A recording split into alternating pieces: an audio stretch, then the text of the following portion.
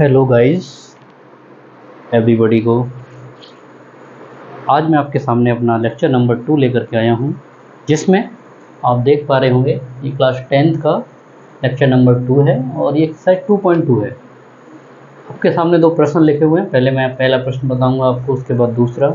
और हाँ, इसको बताने से पहले आपको एक फार्मूला बता रहा हूँ जिस पर आपको ध्यान देने की आवश्यकता है। तो अपना कॉपी पेन निकाल करके बैठ जाइए और जहाँ भी आपको लगे कि हमें ये समझ में नहीं आ रहा है या फिर ये थोड़ा फास्ट पढ़ा दिया, तो आप उस वीडियो को बीच में रोक करके दोबारा प्ले करके देखें, आपको समझ में आएगा। फिर भी अगर नहीं आता तो आप मुझे कमेंट में बताएं। तो इसका जो फार्मूला है उसको बड़े ध्यान से समझना है ना, क्योंकि आप अगर ये फार्मूला समझ गए तो ये सवाल आपके लिए बहुत आसान है और आप आसानी से कर भी पाओगे। तो फार्मूला क्या है? फार्मूला ये है कि अगर आपके पास कोई एक द्विघात बहुपद है ना, आपको एक द्विघात बहुपद दिया गया है, ठीक है। और बहुपद द्विघात बहुपद है क्या? वो है आपका ax² plus vx plus c, ठीक है ना। तो कहने को आता है कि इसके शून्यक अगर हमें लिखने हो, है ना, इसके शून्यक, तो यहाँ से दो फार्मूले बनते हैं आपके शून्यकों का योग, ठीक है। शून्यकों का योग जो कि होता है आपका अल्फा प्लस बीटा, ठीक है ना। या मान लीजिए, चलो इसको मैं सेकेंड लाइन में लिखूंगा। शून्यकों का योग जो होता है उसको हम हिंदी में ऐसे लिखते हैं, ठीक है, x का गुणांक बटे x² का गुणांक, ठीक है। और शून्य देखो, किसी भी बहुपद के दो शून्यक होते हैं, है ना। तो हम दो में से एक को अल्फा मान लें और एक को बीटा मान लें, तो हम इसको लिख सकते हैं माइनस। तो वो x का गुणांक यहाँ पर क्या है? x का गुणांक यहाँ पर b है। अगर यहाँ माइनस होता तो हम यहाँ पे माइनस लेते। समझिए बात को, हमें यहाँ पर x का गुणांक लिखना है, तो x का गुणांक यहाँ पर क्या है? b है, तो b यहाँ पर लिखेंगे हम। अगर यहाँ माइनस होता तो हम यहाँ पे माइनस लगाते, क्योंकि सूत्र में ऑलरेडी माइनस होता है।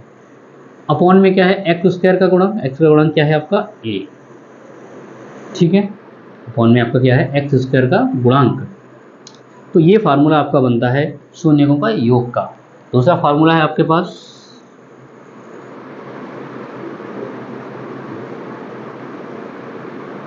शून्यकों का गुणनफल,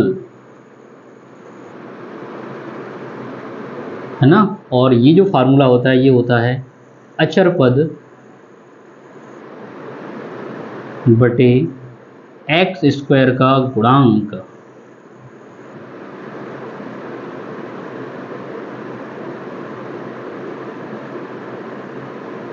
x² का गुणांक। अब शून्य का गुणनफल, शून्य तो दो है हमारे पास, एक है अल्फा एक है बीटा, तो हम इसको मान लेंगे अल्फा इंटू बीटा, ठीक है। तो अल्फा इंटू बीटा क्या हो जाएगा? ये अचरपद क्या है? अचरपद आपका c है। अचरपद वह राशि होती है जो किसी बहुपद में x या जो भी आपका उसमें गुणांक है x या y जो कुछ भी है उसके साथ जो अलग लिखा होता है ना, जो एक पूर्णांक होता है। तो यहाँ पर आपका क्या है? c अचरपद हो गया। ये x² का गुणांक क्या है? अपॉन में आ जाएगा आपका a। तो ये दो फार्मूला का हम लोग इसमें यूज करेंगे और वो देखेंगे हम लोग कैसे करते हैं, ठीक है ना।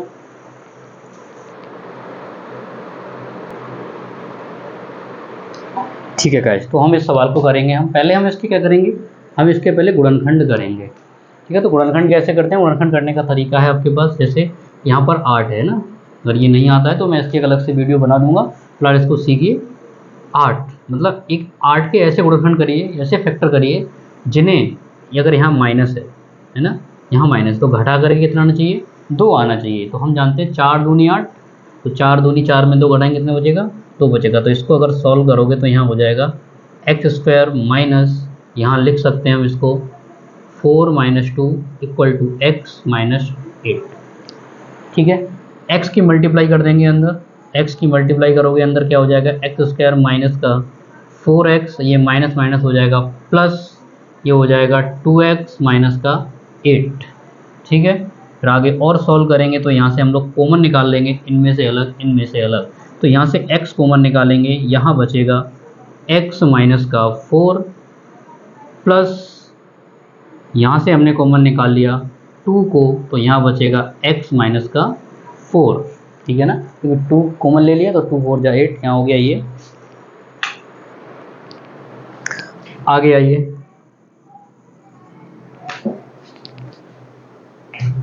अब देखिए यहाँ से हम देख पा रहे हैं कि x माइनस 4 पूरे में कॉमन हो रहा है, तो हम इसको कॉमन लेंगे, x माइनस का 4 हो जाएगा, यहाँ पर बचेगा x प्लस का 2।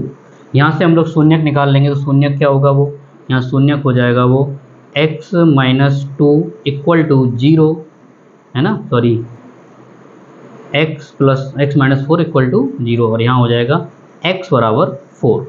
ठीक है, दूसरा क्या आएगा हमारा, दूसरा आएगा x प्लस 2 इक्वल टू 0, और यहाँ हो जाएगा x इक्वल टू माइनस का 2। ठीक है, अब यहाँ पर हम इनमें से मान लेंगे, माना ये है हमारा अल्फ़ा और ये है हमारा बीटा। यहाँ तक देखिए एक बार पहले, उसके बाद आगे। अब देखिए, अब हम क्या करेंगे, अब हम यहाँ पर इस समीकरण की तुलना करेंगे, एक्स स्क्वायर माइनस का 2x माइनस का 8। ठीक है ना, तो यहाँ पर अगर हम तुलना करें, तुलना किससे करें इसकी, ax स्क्वायर माइनस का प्लस का bx प्लस का c से तुलना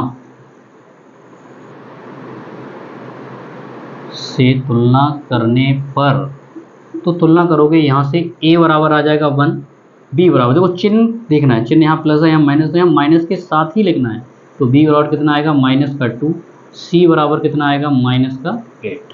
ठीक है, अब हम फार्मूला लगाएंगे ये वाला। फार्मूला क्या होता है हमारा, शून्यकों का जो योगफल है उसका क्या होता है, तो शून्यकों का योग, ठीक है ना, तो शून्य का योग होता है अल्फा प्लस बीटा बराबर एक्स का गुणांक बटे एक्स स्क्वायर का गुणांक, कुछ भी लिख लो, चाहे माइनस का बी अपॉन ए लिख लो, तो माइनस का बी अपॉन ए लिखा आपने। ठीक है, क्योंकि हमने मान निकाल लिया है तो इसको लिखने की जरूरत नहीं। हालांकि आप ये भी लिख करके तो ये मत लिखो, आप यहाँ से गुणांक मतलब जो भी गुणांक है वो छांट के यहाँ पे लिख सकते हो, है ना, तो आप चाहें तो इसको यूज़ कर लो, आप चाहो तो इसको यूज़ कर लो, ये आसान है हमारे लिए, लिखने में भी है और मान छांट लिए तो ये लगाने में भी आसान है। अल्फ़ा प्लस बीटा, अल्फ़ा का मान है आपका 4, ठीक है, और प्लस बीटा का मान है माइनस का 2 बराबर, इधर आ जाइए, माइनस बी का मान है माइनस का 2 अपॉन में, ठीक है, ए का मान कितना है ये, तो यहाँ पर हम लोग इसको ब्रैकेट में लिख रहे हैं। ये देखो ब्रैकेट हटेगा तो यहाँ माइनस आएगा, यानी कि 4 माइनस 2 इक्वल टू, ये माइनस से माइनस कैंसिल होकर आ जाएगा 2 अपॉन में 1, यहाँ सॉल्व करोगे तो 2 बचेगा, यहाँ भी आ जाएगा 2। तो हमारा जो योगफल है उसकी सत्यता की तो जांच हो गई है। ठीक है ना, आगे देखिए, अब हम लोग निकालेंगे शून्यकों का गुणनफल। शून्यकों का गुणनफल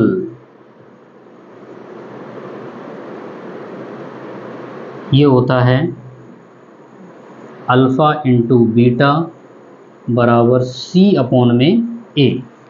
तो अल्फ़ा इंटू बीटा, अल्फ़ा कितना है आपका 4 है, बीटा कितना है माइनस का 2 है, इधर सी का मान कितना है माइनस का 8 है, और इधर ए का मान 1 है ना। सॉल्व करोगे तो 4 2 जा कितना आ जाएगा, 4 2 जा माइनस का 8, और 1 का डिवाइड माइनस 8 में करोगे तो कितना आएगा माइनस का 8। तो हमारा यहाँ पर दोनों सत्यता की जांच हमने कर दी है ना। आप यहाँ पर एक लाइन लिख सकते हो, क्या, सत्यता की जांच। ठीक है, तो आप यहाँ पर ये लिख सकते हो। हाँ, एक चीज़ याद रखना, जैसे आपके पास सवाल हो कोई टी स्क्वायर माइनस का 15 ऐसे करके सवाल होगा, है ना, आपके नोटबुक में उसमें है, तो देखो यहाँ पर क्या देख पा रहे हैं हम लोग, यहाँ पर कुछ चीज़ कॉमन नहीं ले सकते, तो इसके फैक्टर भी नहीं कर सकते। तो एक फैक्टर करने एक तरीका है इसका, है ना, जैसे इसको कैसे सॉल्व कर लोगे, टी स्क्वायर इक्वल टू 15, है ना, तो टी बराबर कितना आ जाएगा 15, अंडर रूट में इसका वर्गमूल ले सकते हो, तो यहाँ पर प्लस माइनस मतलब एक आपका प्लस में आ जाएगा, एक आपका माइनस में आ जाएगा, है ना। वैसे ही उसके बाद अगर छांटोगे तो यहाँ पे जैसे मान ए बी सी के मान निकालने हो तो क्या करोगे, ए बी सी के मान निकालने के लिए यहाँ पर आप देख सकते हो जैसे टी स्क्वायर का है, टी का नहीं है, तो यहाँ पर बी का मान 0 होगा, ठीक है ना। सी का मान यहाँ पर -15 होगा, ठीक है। आगे कुछ भी समझ में ना आई हो तो आप मुझसे पूछिएगा दोबारा।